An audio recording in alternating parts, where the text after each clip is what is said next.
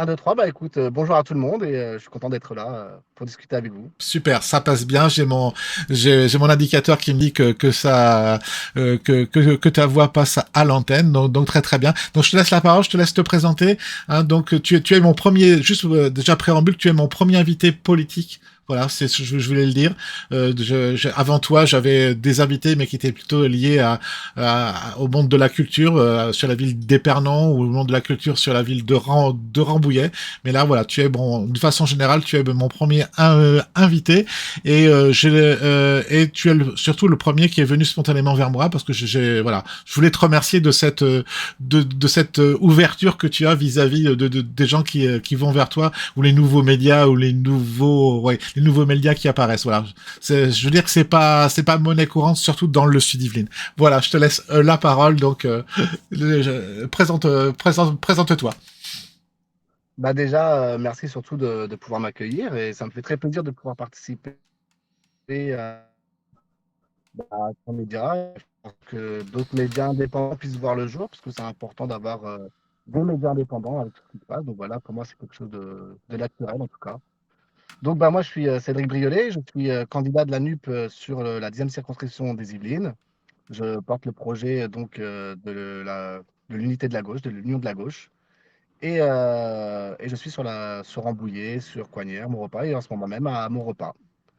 Donc voilà, et bah, j'espère pouvoir répondre à des questions qui interviendront. Très très bien. Là, GCGS qui est sur le chat du stream vient de me confirmer que on te voit et on t'entend. Donc c'est parfait. Les réglages Parfait. techniques sont bons. Très très bien. Génial. Donc moi je me suis intéressé effectivement à ces législatives et j'ai eu la surprise de voir arriver ta candidature. On attendait plus dans le cadre de cette union de gauche plutôt un candidat écologiste dans le Sud Yvelines pour finalement quels ont été les arbitrages qui ont prévalu à ton arrivée plutôt qu'un candidat écologiste. Comment s'est fait le choix de ta candidature pour cette 10e circonscription?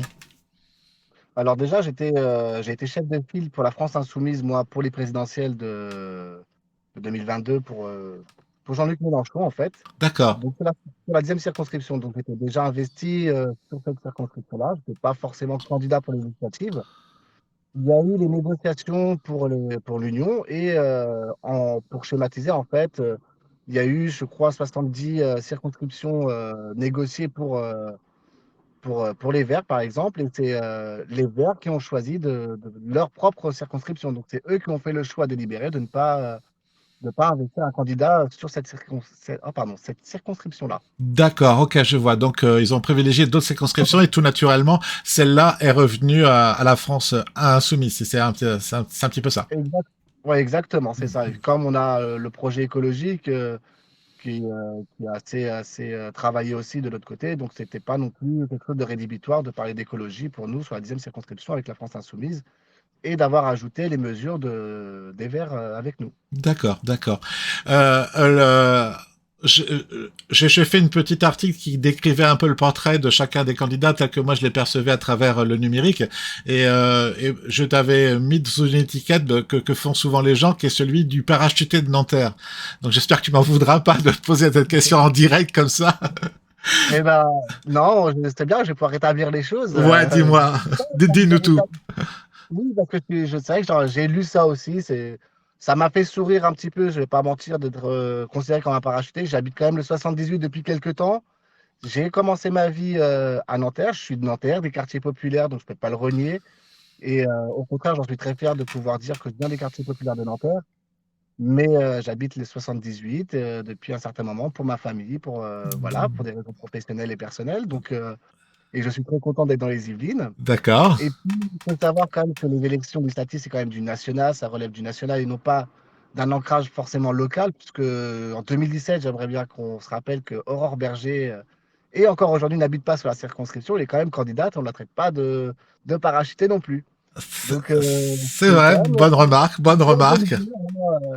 Donc, ouais, il faut rétablir les choses, je pense. Donc, non, il n'y a pas de parachutage. Je ne le considère pas en tout cas comme un parachuté parce que les problèmes qu'on rencontre sur la circonscription des Yvelines, dans le sud des Yvelines, c'est exactement les mêmes problèmes qu'on a un peu partout dans les autres circonscriptions, hein. La casse du service médical, les hospitaliers, sur les écoles, ça relève du national et pas que du local. Le local, je me mets en. Je ne voudrais pas prendre le travail des maires, par exemple. Ça, c'est du local. On est lié à un maire pour le local. On est Tout à bien, fait, là, je suis bien d'accord. tout à fait. Et au contraire, je reste en relation avec les maires pour travailler, pour trouver des solutions qui viennent du local et le porter sur des revendications nationales. Pour un exemple plus simple, l'agriculture, par exemple, l'agriculture paysanne, c'est quelque chose de très local. Je trouve pour Rambouillet, c'est quelque chose d'important de pouvoir garantir les sols sans artification.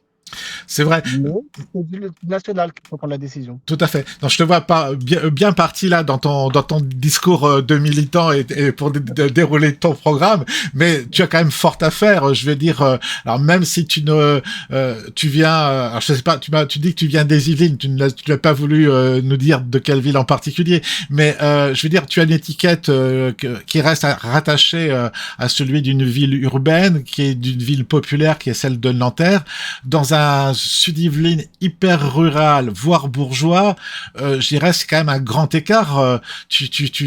Pour pouvoir, je dirais, convaincre une bonne partie de l'électorat. En plus, en arrivant, je dirais assez tardivement sur l'élection, il y a un gros travail. Comment tu vois ça, à la fois ce travail pour convaincre dans la semaine qui reste avant le premier tour, et puis cette différence, je dirais, cette différence culturelle, cette différence entre un rural et un urbain. Comment toi tu vas pouvoir bien oui, quels sont tes angles d'attaque par rapport à la politique locale et aux maires locaux que tu évoques justement? Bah déjà, je pense que c'est un travail de concert qu'on doit avoir, c'est un travail de terrain. Je ne fais pas de la politique pour faire de la politique, je fais de la politique parce que je suis quelqu'un d'engagé. Naturellement, je fais que du terrain. J'ai fait très peu de médias, par exemple, parce que voilà, moi, ce qui m'importe, c'est vraiment de travailler auprès des gens et de rencontrer les personnes en difficulté ou qui ont des revendications et de porter leur voix, justement, qu'on n'entend pas forcément. Donc, c'est vrai que je multiplie beaucoup les contacts, que j'appelle beaucoup de personnes. Je ne pense pas qu'il y a un si grand écart entre la ruralité et la banlieue aujourd'hui, finalement, parce que la misère, elle est partout pareille, en vrai. Hmm. La misère elle se caractérise un peu plus, pareil, plus partout pareil, en fait.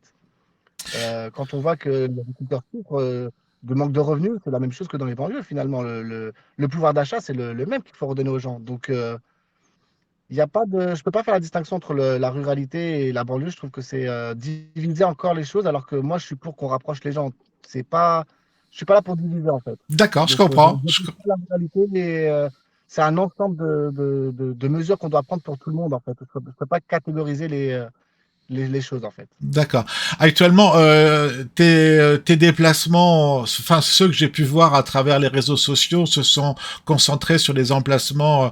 Je pense que donc tu étais présent notamment dans le quartier de la Louvière, qui est un quartier populaire de Rambouillet, là où a été tourné le clip de LCP. Tu es présent sur les marchés, celui de Rambouillet, celui de Maurepas. Est-ce que là, on est sur une démarche c'est une démarche de gauche, qui est celle de ton parti d'origine.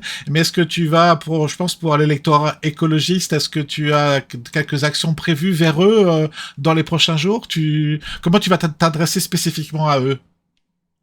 Oui, oui, l'électorat, alors je pense que l'électorat écologique, on le voit un peu partout, mais oui, je vais m'adresser à eux. Il y a sûrement des soutiens qui vont arriver aussi dans la dernière semaine pour montrer quand même que nous sommes aussi sur cette bifurcation écologique. Et puis, je vais faire quelques actions ciblées cette semaine, effectivement, auprès de cet électorat-là. D'accord. Ça, Est-ce que je dois comprendre que Jean-Luc Mélenchon fera un meeting à Rambouillet dans la semaine?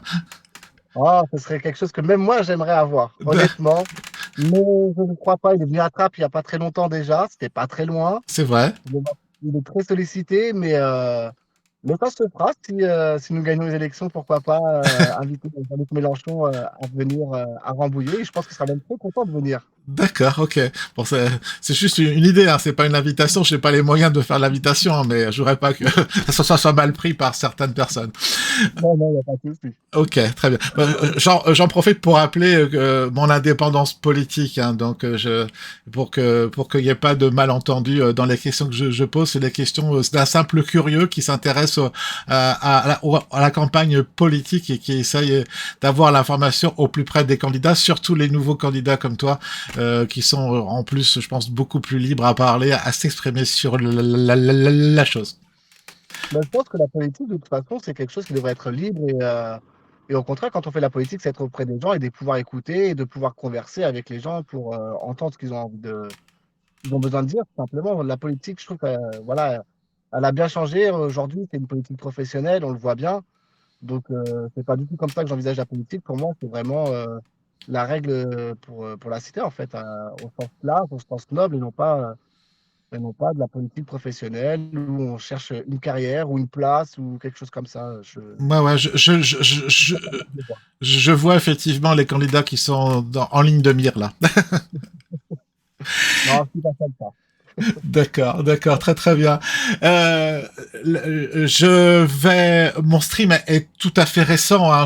C'est un média que j'ai initié il y a à peu près 3 semaines, mais c'est dans la continuité d'une activité d'influenceur que j'ai sur les réseaux sociaux depuis 5 ans et j'ai surtout intensifié pendant le confinement. J'ai aidé les commerçants des marchés, les restaurateurs à mieux communiquer pendant le confinement et continuer à être en activité. Je suis connu surtout pour ça. La création de cette chaîne de streaming sur laquelle tu t'exprimes ce matin est vraiment la continuité de cette activité et puis quelque part un peu pas l'apothéose mais ça va être une activité qui va pour moi que je vais concentrer vers lequel je vais amener le plus d'invités possible et d'invités de courant et sur les thématiques différentes. Donc voilà, juste pour te situer ma démarche si tu n'avais pas eu le temps encore de l'identifier clairement sur les réseaux sociaux. Si j'avais bien vu, au contraire, je trouve ça très bien de pouvoir s'exprimer le plus largement possible et c'est très très bien d'avoir un nouveau média. Hein. Très bien, merci pour ce compliment. Et je vais pousser le bouchon un peu plus loin. Là, c'est l'annonce que je fais. J'en ai parlé un petit peu ce matin lors du début du streaming, mais l'audience à ce moment-là est plutôt faible. Donc, je profite là de ce midi 13h qui est déjà plus important pour te dire que je vais faire un streaming, bien sûr, tous les samedis matins, comme de 10h à 13h, mais surtout pour le dimanche 12, premier tour des élections, je fais un marathon de stream pendant 12 heures. Courage. Merci, oui, c'est ce que les messages qu'on me donnait à l'instant, me donnaient quelques tuyaux pour tenir le coup. Ils me disaient boire de l'eau, prévoir un programme, pour voir des intervenants. Et donc entre dimanche 12, entre 10h et donc 22h, je vais couvrir au plus près la campagne des premiers tours sur cette 10e circonscription. Donc, si toi, pendant cette... alors, je sais qu'il y a des règles, même si le média du streaming n'est pas directement visé par les règles du CSA ou autre. Mais alors, peut-être pas toi en tant que candidat, parce que ça sera un petit peu difficile, mais je pense à des correspondants ou à des militants. Moi, je vais essayer de faire intervenir des militants de tous bords politiques pendant ces 12 heures de stream. Déjà, pour prendre la température des bureaux de vote, savoir quel est le taux de vote à midi. Et puis, dès que les dépouillements vont avoir lieu, essayer de collecter dans les différents bureaux de vote les résultats pour essayer de les compiler et d'avoir des réactions sur les militants ou sur ceux qui sont dans ces bulletins. Donc, voilà, c'est purement de la totale impro, c'est de l'expérimentation, c'est voir comment dans un Sud-Yvelines, un petit peu rural quand même, un petit peu loin des outils numériques, des médias numériques, voir comment un streamer, une chaîne de streaming peut servir de médias alternatifs pour pouvoir suivre une campagne. Donc voilà, c'est une annonce que je voulais te faire. Et si tu veux suivre cette expérimentation de près, aucun souci, bien volontiers. Bah écoute, j'essaierai soit de passer, soit je demanderai aux militants de faire un petit coup pour vous. Si on a le temps et si on peut, Oui, il n'y a pas de souci pour le faire. donc voilà, ça c'était ma grosse annonce pour pouvoir couvrir cet événement. Même si effectivement l'événement est couvert par les médias traditionnels, je pense à la presse ou à la radio, mais c'est souvent on a l'information en décalé le lendemain ou au cours de la semaine. Donc ce que je vise avec le streaming, c'est vraiment le direct. Alors, pour les campagnes présidentielles, les chaînes de télévision, radio le couvrent, mais pour une petite élection régionale, il n'y a aucun média qui est en mesure de le couvrir en direct. Et c'est un petit peu l'originalité que je veux mettre en avant pour ce streaming de 12 heures de dimanche prochain. Voilà. Il est 13h04, on a un petit peu débordé sur mon horaire de streaming normal, mais c'était naturel, t'étais venu à moi, bravo. Merci encore Cédric. Et puis je tiens à préciser que c'est la première fois que l'on échange, au sens Oui, échanger en mode libre, comme si nous étions exactement. présents sur le même lieu, donc je te connaissais pas avant. C'est un plaisir de faire ta connaissance et puis au plaisir de se croiser dans la vraie vie, dans le réel, sur un marché en partant, par exemple, les lieux où je Eh me ben, promène souvent. il y a pas de souci. Au contraire, on se croisera. Avec plaisir. Bon, Et je confirme qu'on ne s'était pas parlé avant et c'était très agréable. Et je referai avec plaisir une intervention si l'occasion m'en serait donnée. absolument. Il y a pas de souci. Tu interviens quand tu veux. Tu fais partie des membres de la room maintenant de Total Appro 2.0. Tu peux intervenir à n'importe quel moment lors de mes streams, soit du dimanche matin, soit des streams du samedi matin, pardon, soit lors des streams exceptionnels comme celui de la campagne du 12. Aucun souci. Et Et je serai avec vous. bon courage et bonne chance Merci. dans ta campagne. Ciao, ciao. Merci beaucoup. Passe un bon Ciao. week-end. Bye. Salut.